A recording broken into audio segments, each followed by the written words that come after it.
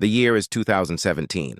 Television screens across America flicker with a breaking headline: President Trump fires FBI Director James Comey. It feels surreal. The nation's top law enforcement official, the man responsible for overseeing investigations into corruption, terrorism, and even the president's own campaign ties, has just been dismissed with a single stroke of a pen. Cameras zoom in on the White House lawn. Anchors stumble over their scripts. The news crawl repeats the same phrase again and again, almost as if the words themselves are too heavy to believe. And then, a freeze frame. How did we get here? This isn't just another Washington shakeup. It's a betrayal that echoes through every corner of American democracy. Behind that headline is a story of dinners and demands, whispers and warnings, loyalty tests and personal notes locked away like evidence in a crime drama. For months, tension had been building, in back rooms, across mahogany dinner tables, in phone calls that stretched late into the night. Donald Trump, a president who valued loyalty above all else, believed he could bend the FBI director to his will. James Comey, a career prosecutor and public servant, believed his oath was to the law, not to the man in power. The clash was inevitable, but the way it unraveled, that's what left the entire nation stunned. Because this wasn't just a firing. It was the collision of two worldviews, one where loyalty is personal and absolute, and another where loyalty belongs only to the truth. The cameras captured the surface. What they didn't show were the hidden battles, the infamous dinner where Trump demanded allegiance, the secret notes Comey scribbled after their conversations, the storm brewing just beneath Washington's polished marble halls. This is the untold drama of how a relationship that began with cautious cooperation spiraled into open war. And here's the twist. What happened between Trump and Comey didn't stay between them. It exploded into a national crisis that forced Americans to ask themselves a chilling question: what happens to democracy when truth itself is on the firing line? Because as shocking as Comey's dismissal was, the real story behind it is darker, more personal, and far more consequential than anyone imagined. And it all began long before that fateful May evening. To understand how the firing of James Comey became one of the most shocking moments in modern political history, we have to rewind. Back to the chaotic early months of Donald Trump's presidency. The air in Washington was electric and tense. Trump had swept into office promising to drain the swamp, to upend the establishment, to bend Washington to his will. He relished being the outsider, the deal-maker, the man who could bully or charm his way into getting what he wanted. And for Trump, one thing mattered above all else: loyalty. In his world, loyalty wasn't an abstract virtue. It was personal, absolute, a currency more valuable than truth itself. If you were loyal, you were in. If you wavered, even for a moment, you were out. Enter James Comey. Standing at 6'8", the FBI director was impossible to ignore in any room. A career public servant with decades of experience, he had built his reputation on independence, a man who followed the law, not political orders. To Trump, however, Comey wasn't just another official. He was the man in charge of an investigation that could cut directly into the president's inner circle. From day one, Trump saw Comey not as a neutral lawman, but as a player in his game of loyalty. He wanted assurance. He wanted allegiance. He wanted a pledge. And here lies the heart of the conflict.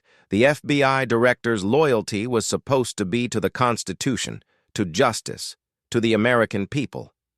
But the President of the United States expected it to be to him. This wasn't just a workplace misunderstanding. It was the opening act of a battle for the very soul of American democracy. On one side stood the institutions built to safeguard truth: the FBI, the Department of Justice, the checks and balances of the Constitution. On the other stood a president who believed those institutions existed to serve him, personally. For Comey, the dilemma was stark: compromise his independence to appease the president, or risk his career by standing firm. For Trump, the calculation was simpler: bend Comey to his will, or remove him altogether. But here's the irony, and the twist that no one saw coming at the time. In those early months, Trump and Comey actually needed each other. Trump, under siege from whispers of Russian election interference, needed the FBI director's credibility to steady the ship. Comey, facing criticism from Democrats for his handling of the Clinton email investigation, needed a chance to prove that the FBI remained impartial under a new administration. For a brief moment, their interests aligned. They shook hands. They posed for cameras. On the surface, it looked like a partnership forged in necessity. But beneath the polished smiles and ceremonial greetings, the seeds of betrayal were already planted, because Trump wasn't satisfied with neutrality. He wanted more. He wanted the FBI director to stand before the cameras and declare his innocence. He wanted Comey to silence the rumors, to close the investigations, to act not as the nation's top cop, but as the president's personal bodyguard. And Comey, despite the immense pressure, refused. That refusal set the clock ticking. Every meeting, every phone call, every dinner would now be part of a high-stakes test. Would Comey bend or would Trump break him? The answer would determine not just the fate of their relationship, but the credibility of America's justice system itself. And the moment that brought these tensions into the open happened over dinner. To understand the storm that was about to engulf James Comey, you first have to step inside Donald Trump's worldview. Because for Trump, politics wasn't about law or principle. It was about loyalty. Not to a cause, not to an institution, but to him. This mindset had defined his entire career. From the glitzy boardrooms of Manhattan to the televised drama of The Apprentice, Trump built his empire on a simple creed. You're either with me or you're against me. And if you're against me, you're disposable. Ask anyone who had worked in Trump Tower. Employees knew their survival depended less on their skill and more on their willingness to flatter the boss. Cabinet officials, campaign staffers, even family friends learned quickly. If you didn't swear fealty, you were one bad headline away from being cut loose. It was loyalty as a transaction. A contract with one condition, Trump at the center. Now, sitting in the Oval Office, Trump believed he could run Washington the same way he had run his businesses. He expected unshakable allegiance from those around him, not debate, not independence, not checks and balances. In his mind, he wasn't just the president. He was the CEO of America, and everyone else was either a loyal subordinate or an enemy. So when James Comey walked into his world, Trump sized him up not as a guardian of justice, but as another employee. A tall, imposing employee, yes, a man with gravitas, but still someone who needed to know the rules, pledge loyalty, or prepare for consequences. This is where the contradictions of Trump's character come crashing into view. Publicly, he proclaimed strength, confidence, and dominance. Privately, he bristled at the thought that anyone in his orbit could defy him. That insecurity fueled his obsession with demanding proof of loyalty again and again. The history was already there. Trump had berated his own Attorney General, Jeff Sessions, for recusing himself from the Russia probe, accusing him of disloyalty. He humiliated subordinates who disagreed with him, branding them weak or losers. The pattern was unmistakable. If you refused to protect Trump, Trump would destroy you. And in James Comey, he faced his most dangerous test yet. Because Comey wasn't a political appointee looking to climb the ladder. He wasn't a sycophant who could be bought with praise. He was the FBI director, 10 years of independence written into his term.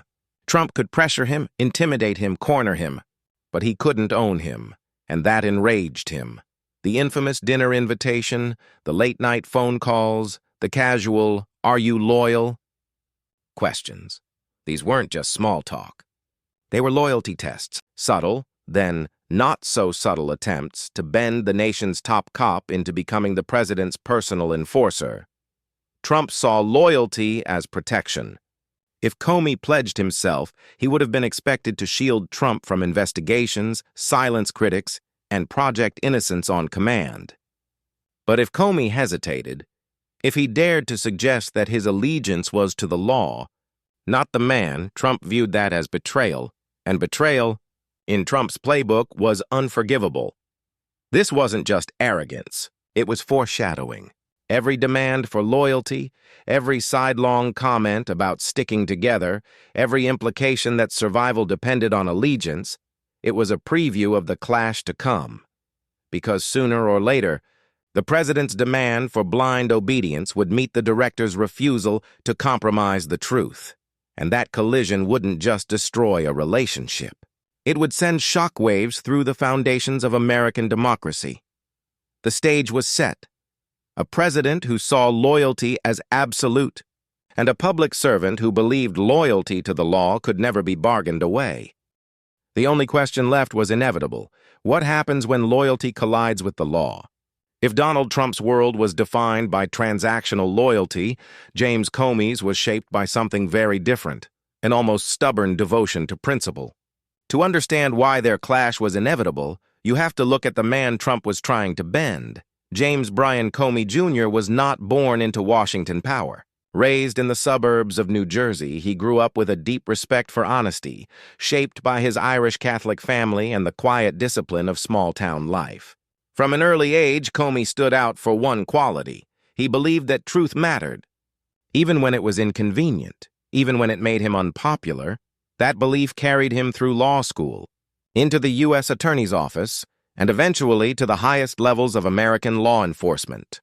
As a career prosecutor, he faced down mobsters, terrorists, and corporate fraudsters, men who believed they were untouchable. What defined him wasn't charisma or flash. It was something rarer in Washington: independence. Comey built his reputation on standing apart from political winds. He wasn't the type to play games or to bow his head for approval. That independence made him respected, but it also made him controversial. Colleagues described him as principled to the point of rigidity, a man who would rather stand alone than compromise what he believed was right. And he did stand alone. In 2004, during the George W. Bush administration, Comey faced a test that revealed his character. As acting attorney general, he refused to reauthorize a surveillance program he believed was illegal. The showdown came to a head when White House officials tried to pressure a gravely ill Attorney General John Ashcroft in his hospital bed to sign the papers. Comey rushed to the hospital, stood at Ashcroft's bedside, and stopped them cold. That night, he showed the country that protecting the law sometimes meant confronting power directly. That moment would define him. To Trump, loyalty meant protection. To Comey, loyalty meant fidelity to the law. These two definitions were on a collision course. Fast forward to 2013. President Barack Obama appointed Comey as FBI director. His task was to restore credibility to an agency that had been battered by controversy. Comey accepted, once again carrying with him his mantra: integrity above politics. But independence came at a price. In 2016, during the heated presidential election, Comey made a fateful decision that would shadow him forever, announcing the reopening of the Hillary Clinton email investigation just days before voters went to the polls. Democrats accused him of sabotaging Clinton's campaign. Republicans praised him until Trump won and the Russia investigation began. Suddenly, the same independence that had once shielded Comey now made him a threat. Comey wasn't blind to his flaws. He admitted, even in his own words, to wrestling with ego, with judgment calls that were far from perfect. But beneath it all, his compass pointed in one direction: truth. Even when it hurt him, even when it invited fury, even when it meant walking alone, this is what made him such a dangerous figure to Donald Trump. Because Trump believed in loyalty to the man. Comey believed in loyalty to the institution. Trump valued protection. Comey valued independence. Trump wanted assurance. Comey offered only honesty, and here lies the human drama. James Comey was not a hero in the Hollywood sense. He wasn't charming or universally beloved. He was tall, awkward, sometimes self-righteous, but he represented something bigger than himself. The idea that in a democracy, the law must stand taller than any individual. Standing up for that idea is not glamorous. It's lonely. It means alienating allies, inviting attacks, and, as Comey would soon discover, risking your career. Yet for Comey, that was the path he had chosen long ago, and it was the path he would not abandon, no matter how powerful the man across the table might be. And then came the night that crystallized everything. A private dinner. A president demanding loyalty. An FBI director refusing to give it. It was more than a meal. It was a battle disguised as small talk. A duel fought not with fists or guns, but with words. One man demanding allegiance. The other offering only honesty. That dinner would mark the beginning of the end. Because in that room, across that table, Trump and Comey stopped pretending they could coexist. The president wanted protection. The director promised only truth. And from that moment, the countdown to open war had begun. And then came the dinner that would define everything. The White House, January 2017. The new president had been in office for only days when James Comey received an unusual invitation, a private dinner with Donald Trump. For most, dining at the White House would be an honor. But for the FBI director, the request felt loaded. Why just the two of them? Why no aides, no advisors, no buffer? Still, refusing the president wasn't an option. So Comey went. The dining room was quiet, almost intimate. The kind of setting designed not for casual conversation, but for power plays. The meal began with polite pleasantries, the clinking of silverware, the ritual of formality. Yet beneath the surface, a different game was unfolding. Trump leaned in. His tone casual, almost friendly at first. He spoke of the election, of victory, of the battles still to come. Then, without warning, the small talk ended. "I need loyalty," Trump said. The words cut through the room like a blade. This wasn't a suggestion. It wasn't a request. It was a demand. Comey froze. He was a man who had spent decades prosecuting mob bosses, terrorists, and corrupt politicians. He knew what a loyalty test sounded like, and here it was, coming not from a crime boss in a smoky back room, but from the President of the United States, sitting across from him in the People's House. Comey chose his response carefully. "You will always have my honesty," he replied. Honesty, not loyalty. The distinction was everything. To Trump, honesty was irrelevant if it wasn't paired with allegiance. He pressed again. "I need loyalty. I expect loyalty." Comey held firm. "You'll have honesty from me." It was like a duel played out in whispers, each man refusing to yield. Trump, circling back to his demand again and again, seeking assurance that the FBI director would protect him. Comey, steady but unflinching, refusing to give the one word that would compromise everything he stood for. Imagine the silence between their sentences, the heavy pauses, the flicker of irritation in Trump's eyes, the uncomfortable weight of power hanging in the air. To Comey, the dinner confirmed what he had feared. The president saw the FBI not as an independent institution, but as a personal shield. What makes the moment chilling isn't just Trump's demand, but what it revealed. This was no misunderstanding. It was a clash of worldviews. One man saw loyalty as a transaction.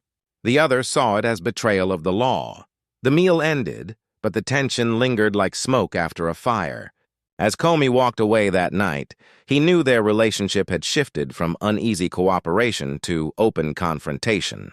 He also knew the cost, because by refusing to pledge loyalty, he had signed his own political death warrant. The director went home and did something unusual. He wrote down every detail of the dinner.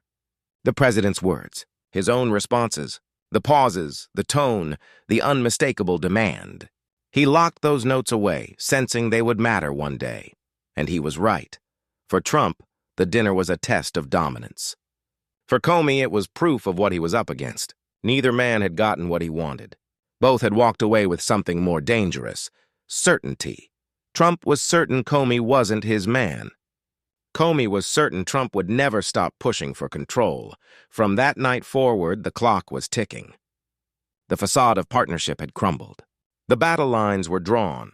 From that night forward, war was inevitable. From the moment he left that loyalty dinner, James Comey knew one thing for certain. His interactions with Donald Trump were no longer routine. They were evidence, so he developed a strategy, a habit that would soon change everything.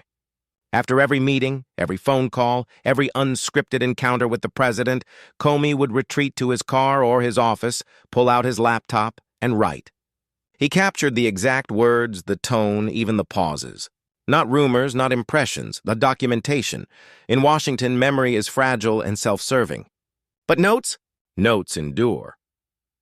Comey understood that one day his word might be tested against the president's, and when that day came, he intended to have more than his memory.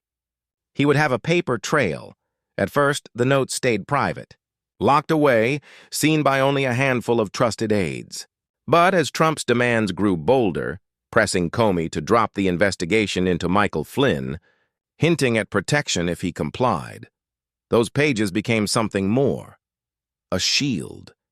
And then, the shield turned into a sword, because Trump, frustrated by Comey's refusal to bend, finally fired him. The move shocked the nation, but what came next stunned Washington even more. Comey didn't retreat into silence. He didn't vanish into retirement. He went before the Senate Intelligence Committee, live on national television, and laid everything out. The room was electric. Senators leaned forward, cameras flashed, the nation tuned in. Millions watched as the former FBI director, calm and deliberate, unfolded the notes he had written. His voice didn't waver. His cadence was steady, almost surgical, and then the mic drop moments came, one after another. He described the dinner where Trump demanded loyalty, gasps. He detailed the private conversation where Trump suggested dropping the investigation into Flynn, murmurs across the chamber. He revealed how he had immediately documented everything, anticipating this very day. The room went still. For the public, it was spellbinding. Hashtags exploded across Twitter. Memes flooded Facebook. Cable news anchors cut into programming with words like bombshell, devastating, and historic. One viral tweet read, "Comey just outplayed Trump on live TV. This is Watergate 2.0. Another quipped, "When you play games with the FBI director, don't forget, he takes notes." It was the ultimate counterattack, not bluster, not insults, just calm, detailed truth, wielded like a weapon. Trump, watching from the sidelines, erupted. He lashed out on Twitter, firing off angry posts in all caps. He called Comey a liar, a leaker, a showboat. He demanded investigations into him, but the contrast was devastating. On one side, a president raging on social media, grasping for insults. On the other, a former FBI director, steady as stone, presenting his words like evidence in a trial. The court of public opinion was split, but the visual was undeniable. Comey looked like the adult in the room. Trump looked cornered. Cable networks replayed Comey's testimony on loop. Late-night comedians roasted Trump's outbursts. Editorials framed the testimony as a turning point, not the end of Trump's presidency, but a moment when the public could see, unfiltered, how the president had tried to bend an institution to his will. And perhaps the most powerful moment of all came when Comey admitted something deeply human. Asked why he had documented everything so carefully, he paused, then replied, "Because I was honestly concerned the president might lie about the nature of our meeting." The chamber fell silent. Senators stared. Reporters scribbled furiously. The weight of that statement, that the FBI director didn't trust the President of the United States to tell the truth, landed like thunder. The notes weren't just recollections. They were protection against the commander-in-chief himself. For Trump, the fallout was humiliating. His allies scrambled to discredit Comey. His surrogates floated talking points on television. But none of it could erase the image of a president's words being dissected line by line by the very man he had tried to control. And the more Trump lashed out, the more it reinforced the contrast. Every angry tweet was another crack in the armor of confidence he so carefully projected. Every insult made him look smaller, weaker, rattled. The villain, once booming with arrogance, was now on the defensive. The hero, once quiet and cautious, had seized the stage. But as dramatic as the testimony was, it wasn't the end of the story. It wasn't even the climax. Because while Comey's calm counterattack shook Washington, the real explosion, the moment that would turn this simmering conflict into a full-blown crisis, had yet to arrive. Trump had fired Comey, thinking it would silence him. Instead, it gave him a platform. And with every note, every page of testimony, Every detail meticulously laid out, the former FBI director was exposing the president's demands for what they truly were: an assault on truth itself. The Senate chamber emptied. Reporters rushed to file stories. Commentators filled hours of airtime dissecting every word. The world now knew about the loyalty demand, about the pressure to drop an investigation, about the notes that recorded it all. Comey had struck back, not with rage, but with precision. And in doing so, he had left Trump reeling. But the battle was far from over. Because while testimony can shake a presidency, only one act can truly redefine it. And Trump, furious and humiliated, was about to unleash the one move that would send shockwaves far beyond Washington. But the real explosion came when Trump finally pulled the trigger. It was a sunny afternoon in Los Angeles. James Comey, far from Washington, stood in front of a group of FBI recruits, delivering a lecture on integrity, duty, and the sacred trust of public service. His words echoed with calm authority, and then it happened. Behind him, across the room, television screens flickered.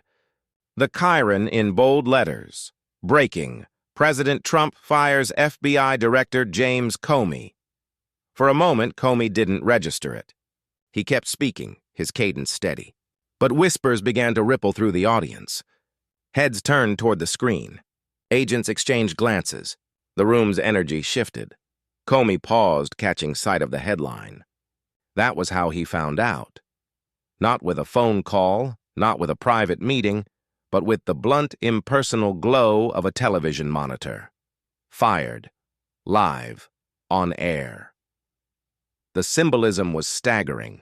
A president dismissing the nation's top lawman while he spoke of truth and independence, blindsiding him in front of the very institution he had devoted his life. To word spread instantly through FBI headquarters in Washington. Phones buzzed. Agents gathered in hallways. Silence, then disbelief, then a wave of outrage. For the Bureau, it was unthinkable. The director had been removed in a way that felt less like leadership and more like execution. And outside the FBI, the reaction was volcanic. Cable news anchors scrambled to fill airtime, their voices mixing shock with urgency. Some drew immediate comparisons to Nixon's Saturday Night Massacre. Others warned that this wasn't just a personnel decision, it was an assault on the rule of law, members of Congress. Both Democrat and Republican were blindsided. Statements poured in. Deeply troubling, said one. Unprecedented, said another. Even some of Trump's own allies admitted they were caught off guard, and then came the people. Twitter exploded. Within minutes, hashtags like Comey fired and constitutional crisis were trending worldwide. Memes flooded Instagram. Trump depicted as a mob boss silencing a witness, Comey as a fallen guardian of truth. Late-night comedians raced to write monologues. And when the lights came up on their shows that evening, the jokes were sharp, biting, unforgettable. Stephen Colbert turned to his audience and asked, "Are we still in America right now, or did I wake up in a banana republic?" The crowd roared. For Trump, the firing was supposed to be decisive. A bold move to cut off a disloyal subordinate, to show strength. But instead, it unleashed chaos. It didn't silence the story, as it supercharged it. Theories multiplied. Why fire Comey now? What was Trump afraid of? What did the FBI know that the president didn't want uncovered? In coffee shops, on talk radio, across dinner tables, the firing became the conversation. To some, Trump looked ruthless, a leader who demanded absolute loyalty and punished betrayal. To others, he looked desperate, a man cornered, lashing out at the very system designed to hold him accountable. And the image of Comey learning of his dismissal through television screens crystallized the narrative. This wasn't a routine change of leadership. It was personal. It was theatrical. It was meant to humiliate. But humiliation cuts both ways. Because in choosing that moment, in staging that spectacle, Trump had made Comey a martyr for the cause of independence. The FBI agents who had watched in silence began to talk among themselves. If this could happen to the director, what did it mean for the rest of them? If truth-telling cost you your job, what would it cost the nation? The firing sent shockwaves through the foundations of trust. not just in the White House, but in the very idea of American institutions. And so the question that began to ripple across Washington and beyond wasn't just about Comey. It wasn't even just about Trump. It was about the country itself. If the president can remove the nation's top investigator for refusing to bend, what does that mean for justice? For democracy? For truth? As late-night hosts lampooned the president and hashtags trended across the globe, one chilling realization settled in. In that chaos, America began to ask, what's at stake if truth itself is disposable? When the dust began to settle, one truth was undeniable. The battle between Donald Trump and James Comey was never just about two men. It was about two visions of America. On one side stood Trump, the president who viewed power as a personal possession, something to be wielded, demanded, protected by loyalty at all costs. His worldview was transactional. If you serve him, he shields you. If you resist, he destroys you. To him, institutions existed not to serve the public, but to serve him. On the other side stood Comey, the lawman. Flawed, controversial, sometimes criticized for his decisions, but guided always by an idea bigger than himself. That institutions must outlast individuals. That loyalty should belong not to a man, but to the Constitution. Their clash wasn't simply about personality. It was about the very DNA of American democracy. Because the question Trump's demand for loyalty posed was simple, yet terrifying. What happens when the most powerful office in the world demands fealty not to law, not to nation, but to ego? Comey's refusal was more than stubbornness. It was a reminder of what independence looks like. In that infamous dinner, in those memos he wrote, in that testimony before Congress, he drew a line that echoed beyond Washington. The rule of law must never bow to the whims of power. For ordinary Americans watching, it was more than political theater. It was a gut-check moment. Could they still trust that the system would defend them? That truth, however fragile, still had defenders? Or had America entered an age where truth itself was negotiable, disposable, erased with a single tweet? The story of Trump and Comey offered a haunting lesson. Power always demands loyalty. But democracy? Democracy demands truth. And truth, though inconvenient, though dangerous, though costly, is what gives a republic its soul. Comey, in many ways, became a symbol not because he was perfect, but because he was willing to say no when yes would have been easier. Trump, in contrast, became a symbol of what happens when leaders blur the line between personal interest and public duty. The contrast was stark: arrogance versus restraint, ego versus principle, the hunger for control versus the discipline of truth. It's a story as old as the Republic itself, replayed in new forms every generation. The founders warned about it. Lincoln spoke about it. And in that moment, Americans lived it. The eternal contest between power and principle. And yet the firing of James Comey was not the end. It was the beginning. Because his removal set into motion investigations, scandals, and divisions that would haunt the Trump presidency for years. It widened the fault lines in American politics. It shook faith in institutions. It asked citizens to choose, what kind of democracy do you want? The image of Comey, blindsided by the news on television, refusing to bend at the dinner table, testifying with quiet resolve, remains a mirror. A reminder that democracy is fragile, that truth is not automatic, and that integrity can come at the highest cost. And as America wrestled with the fallout, one question loomed larger than all the rest. If one man's loyalty can reshape justice, what happens when loyalty becomes the only currency in politics? The Trump-Comey showdown was never just about the FBI. It was about the country's identity, its values, its survival. And as history would soon reveal, this battle was only the beginning of a larger storm. So, in the end, this is how it happened. A president who demanded loyalty above all else. An FBI director who offered only honesty. A relationship that began with necessity and ended in humiliation. A firing broadcast on television. Screens for the world to see. This is how Donald Trump and James Comey's relationship turned bad, and why it still matters because this story isn't frozen in 2017. It's a warning. A reminder that democracy doesn't rest on the whims of one leader, but on the strength of institutions and on the courage of individuals willing to defend them. Trump's arrogance showed us what happens when power sees itself as the law. Comey's defiance, flawed though he may have been, showed us what it means to place the law above power. That contrast is the moral clarity we must carry forward.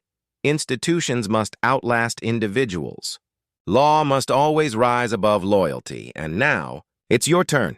If you believe truth matters, if you believe integrity should never bow to ego, if you believe America is stronger when its institutions stand independent, then share this story. Let it ripple beyond the headlines.